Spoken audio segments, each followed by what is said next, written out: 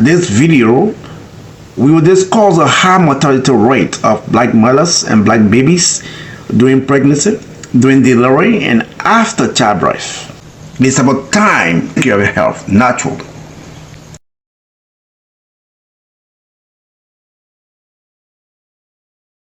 Do you remember your calling? Because a calling is a reason for being. It's not just an opportunity, it's not just a job, it's not just something you're good at, and it's definitely not a passion project. The calling is purpose. Hello and welcome. I'm your host, Ambassador Errol Paul Cooper, CEO and founder of Childbirth Holistic Health and Services. If it is your first time on this channel, we'll say you are absolutely welcome. On this channel, we discuss a lot of things, but predominantly we discuss about natural health. How to take care of your own health naturally. Your health is your wealth. Your health is your power. Nobody is responsible for your health. Neither the government, neither the pharmaceutical drugs industries, food industries, doctors, health workers are not responsible for your health. They are only rendering your services to you. You are responsible for your own health. Your health is your wealth. Your health is your power. Do not allow anything to mess around your health. This is where all the good guys meet to be able to discuss about their health naturally and take responsibility of their own health. It's about time for you to be radical, to be technical, to be realistic when it comes to your health. You don't accept everything people tell you to take in this good and beautiful system that you have. What happens if you get caught up in the system? What will you do? How will you free yourself? Who will you hold responsible for that? This video, we will discuss the high mortality rate of black mothers and black babies during pregnancy, during delivery, and after childbirth. Do you know that your health is a big time business? Why can't you learn to know about your health naturally, to invest in your own business naturally? Your health is a big time business. Why can't you invest in your own health to know something about your health naturally? Your kidney, your liver, your brain, your heart, clean your blood naturally. It is your bound duty. Nobody responsible for that. To 800 women die each year in America from pregnancy and childbirth-related complications. The choice to have a child should never equate to a death sentence. The rate of maternal deaths in America is utterly appalling. In 2017, NPR and ProPublica reported that the United States has the highest rate of maternal mortality of any developed country in the world. And the United States is the only country where that rate is steadily rising. That black women die at a rate of 3 to 4 times that of white women. It is absolutely shameful that 60% of those deaths are totally preventable. Medical community is failing black mothers in America. The United States has a problem with maternal mortality, and it is one that has been getting worse.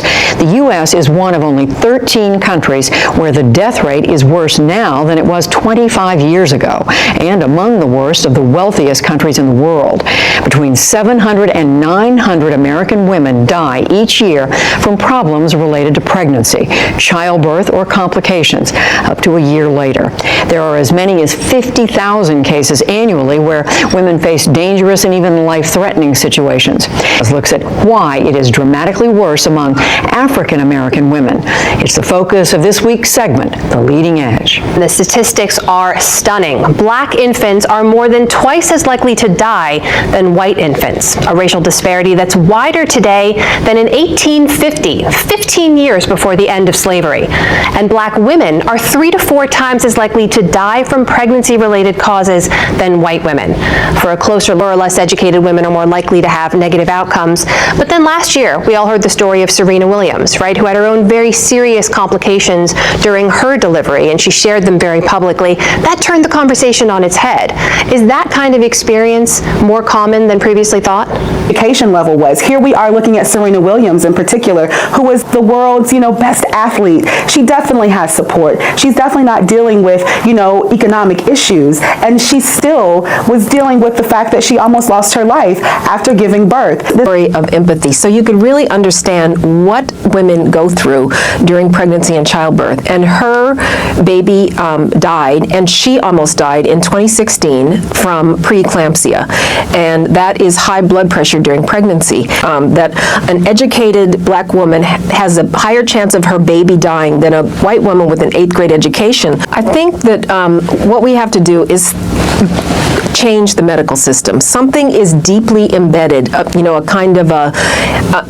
don't want to say individual people are racist. Maybe that is part of it, but this is something that's embedded in the system, it's baked in, and we have to, starting at medical school and before, to start getting doctors to face, and other medical providers to face unconscious bias that is affecting the care that... Ask you specifically about these very stark numbers for black mothers in America. As I mentioned, in 2018, they were still ahead of the overall trend for all American moms, but that trend continued and seemed to worsen. Why do you believe that's the case? There are long-standing disparities in pregnancy-related. We also know that there are disparities in those pregnancy-related complications, such as hypertension. Okay, we want to turn now to that second data set from the CDC, this one about infant mortality, specifically any sudden unexpected death of an infant. The overall rate of infants dying is at record lows, but during the first year of the pandemic, the deaths of black infants spiked. As you can see, it's the blue line second from the top. So what do we know about why that trend is occurring? Sharon Parks-Brown is an epidemiologist at the CDC. Commander Parks-Brown, thank you so much for being here. Again, similar question to you. We had been making, it seems, progress on saving the lives of more young people and keeping them alive after they were born, but then there was this sudden turn during the pandemic. Did that spike that we saw come as a surprise to you? Yes, this was absolutely a surprise. Stated about maternal mortality, we don't have data at this point to really explain why we observed this spike in infant mortality. Also believe that there were some indirect effects of the COVID-19 pandemic. So we know that a lot of the mitigation efforts disproportionately affected. Evidence is showing that Black women are dying giving birth. Why can't we have a conversation about things that are killing people? My life matters. When I became a nurse, I knew I'd have a lot more on my plate than just patient care. The healthcare system is stained by its historic and ongoing abuses against Black people, and demanding change has been slow and frustrating. As a mother, one especially upsetting challenge I've witnessed is what's happening to our moms, and especially moms that look like me. Maternal mortality is a term the CDC uses to define deaths during or within a year of the end of pregnancy. And where does the U.S. maternal mortality rate fall among high-income countries? Dead last. And maternal mortality doesn't affect all moms the same way. Black women are dying at 3 times higher rates than their white counterparts. Even income and education level have been shown not to protect Black mothers from racial disparities in maternal morbidity and mortality. I can say that even with all my medical training, my baby and I were still mistreated. But in one of the wealthiest nations in the world, spending twice what the average high-income nation budgets for healthcare, it doesn't have to be this way. We have the resources. So what change can we as individuals demand from our healthcare system? How can we turn the tide for Black moms? Let's dive in. Hearing us in times that we need them to hear us the most. So I have 4 children. With my youngest child, I didn't feel like I was listened to. April 2nd, I go into labor spontaneously in the morning. I held off for as long as I could, and then I said, I need an epidural. 20 minutes after that, I'm complete. I'm 10 centimeters dilated. They come in and say, we got to take you in, we got to have a C-section. Why? Why do I need a cesarean? No explanation. They're wheeling me down the hallway. They assumed he was 11 pounds, which is the reason they wanted to do the cesarean, because they felt like, oh, I wasn't going to be able to birth him naturally. They didn't listen to me when I told them, he's not 11 pounds. I had a 9-pound, 2-ounce baby. I delivered no stitches, no cesarean. So after I delivered my son, I'm back in my room. I had to use the restroom. I get up, I go into the bathroom, and immediately blood is pouring like clots, the size of my fist. I pass out. I wake up, my knees are behind me, I'm on the floor. I was bleeding the entire time that I came from the OR until the time I got back to my room. Had I not gone into that bathroom, what would have happened? Could I have gone home, died in my sleep? You know what I mean? It's so many different scenarios. The next time I wake up, I got multiple IV lines in my arm. They're pushing meds. I got pads on my chest. I see a cold cart, blood pressure cuff. Now I'm a nurse, so I'm like freaking out. Did I cold? Am I dying? Why did I have to go through that? Because I wasn't listened to.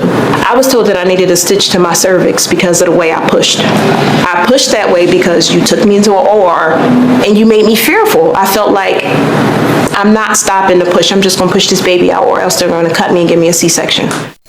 Chills. I mean, to know that you literally could have just went into the hospital and squatted and had the baby in 2 hours. No epidural. Everything would have been fine. It's like, why are you judging me and not listening to me? You're looking at my physique, my color, and you're not listening to me. I've seen in other cases when our white counterparts refuse something, it's all these options. Oh, well, we can do this instead. We can do that instead. When we refuse, it's considered you're negative. Oh, she's aggressive. She's non-compliant. Don't go in her room as much because she's mean. Oh, she's not gonna let you touch her baby, so blah, blah, blah, blah. No, we have these thoughts and this vulnerability and this fear rightfully. The pediatrician told me, had they done a C-section on my son to deliver him, he wouldn't have made it. Because he was too far engaged. He was too far engaged. I kind of experienced something similar with my son. You know, my son was born healthy. He's laying on my chest. He cooing. Everything's fine. Vital signs were perfect. Within an hour of him being born, a NICU doctor walked into the room and said, hey, we're going to take your son down to the NICU. He's going to be on quarantine, and we're going to give him a lumbar puncture. Lumbar puncture, you're going to stick a needle this big into my baby's spine. For what? They're like, oh, we notice he has these papules. You're going to do a lumbar puncture that can lead to brain herniation, infection, pain, headache. You're going to do that to a brand new baby who is completely healthy because of pimples. There has to be some acknowledgement of implicit bias in healthcare and racism. What do you think are some solutions to this? The reason that we do timeouts for OR surgery is because people was cutting off the wrong limbs. People was making mistakes in surgery that were preventable. So with Black women, we're making mistakes that are preventable. Let's have a huddle between the physicians, anesthesiologists, everybody that's involved, and think about how we could have changed this experience. So I think we need to think bigger on a more systemic level. We know that more than half of these deaths are happening after delivery. So it's like, what are we doing for postpartum care? You know, we know that expanding Medicaid helps to reduce maternal deaths. But like, what about after that? Story is not uncommon. July 2nd, 26-year-old Shaija Washington died during an emergency C-section. And July 27th, Yolanda Kadima, a doula and mom of 7, died giving birth to twins, also during an emergency C-section. Experts like Professor Deirdre Cooper Owens, who's written about how race and gender impacted American gynecology, say the struggles these women face throughout their pregnancies and childbirth all come down to racism. You see that class and status tend to matter. The higher up you go, right, the kind of better protected you are. That doesn't exist for Black women because we're all experiencing racism in the same way. So when I walk into the office, nobody knows if I'm married or have a PhD or what my income is. The assumption is I might be lying, maybe I'm promiscuous, maybe I don't eat well. I should still be given fair treatment and equitable treatment by my doctor. So many Black families with similar stories. and these experiences add to a mistrust between the Black community and the medical community, a relationship with a long, dark history dating back centuries. Staggering statistics show Black women in America die during childbirth nearly 3 times more than white women, making the United States one of the most dangerous developed countries in the world for Black women to give birth.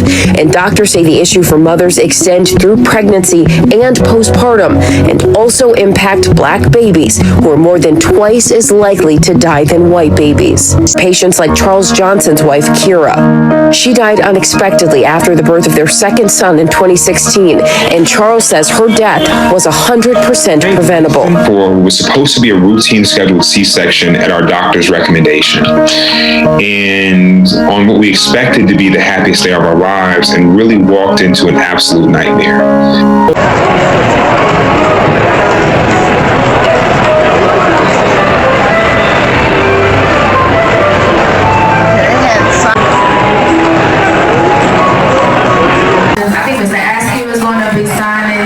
Sheets at the back of the room. He will also be collecting the evaluations, and he has. I have a question. I heard about this on that side from, this is going to me, but this is the first time I'm hearing about the consequences of it. And there's always these, written panels about, okay, just fill out your name here and we'll fill out the rest. Is there anything that you in our communities? For, giving us your attention, engaging with us, asking the questions that you did. Time to your health, naturally.